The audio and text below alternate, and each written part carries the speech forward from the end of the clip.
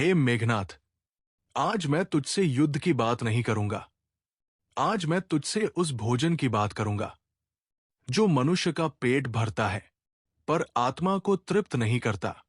क्या तूने कभी ध्यान दिया है कि जो चावल कभी घरों में पकता था, उसकी खुशबू से पूरा आंगन महक उठता था, और आज वही चावल राशन की बोरी से निकलकर पकने से पहले ही मन को खट्टा कर देता है? सोचता है तू क्यों? ये केवल चावल की खराबी नहीं है मेघनाथ, ये युग की बीमारी है। पहले चावल उगाया जाता था, अब चावल उत्पादित किया जाता है। धरती को मां माना जाता था, अब उसे मशीन समझा जाता है।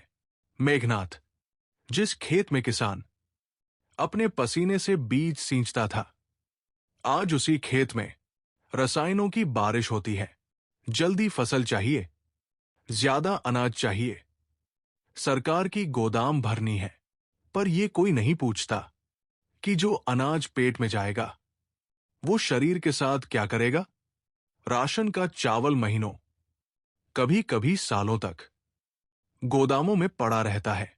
न धूप न हवा, बस बोरी पर बोरी, और चावल सांस लेना भूल जाता है। मेघनाथ, जिस अन्न में प्राण नहीं रहते वो स्वाद कहां से लाएगा?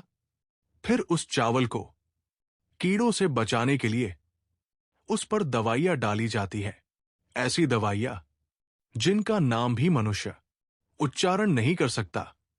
बताओ, जिस अन्न में डर भरा हो, रसायन भरे हो और लालच की गंध हो, वो मीठा कैसे लगेगा? पहले चावल को पत्थर पर कूटा जाता था, भूसी धीरे धीरे उतरती थी और उसका पोषण अंदर सुरक्षित रहता था। आज मशीनें आती हैं, भूसी भी गई, पोषण भी गया, बस सफेद दाना बचा जो देखने में सुंदर है पर भीतर से खोखला है। मेघनाथ, ये वही कहानी है जो मनुष्य के जीवन की है। बाहर से चमक, अंदर से खालीपन, और फिर आश्चर्य करते हैं लोग कि राशन का चावल खराब क्यों लगता है। खराब चावल नहीं है, खराब नियत है, खराब प्रणाली है, खराब वो सोच है जो पेट भरने को सब कुछ मान बैठी है।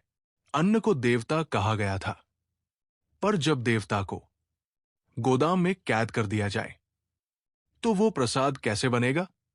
मेघनाथ, याद रख, जिस समाज में अन्न का सम्मान नहीं होता वहां स्वास्थ्य भीख मांगता है।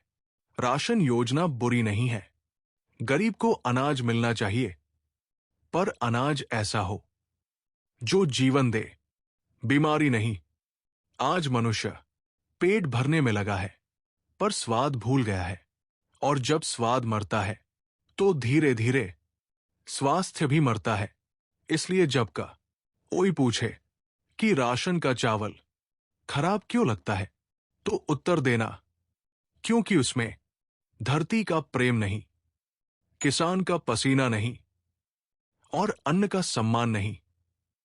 और जहां सम्मान नहीं होता वहां स्वाद कभी नहीं टिकता।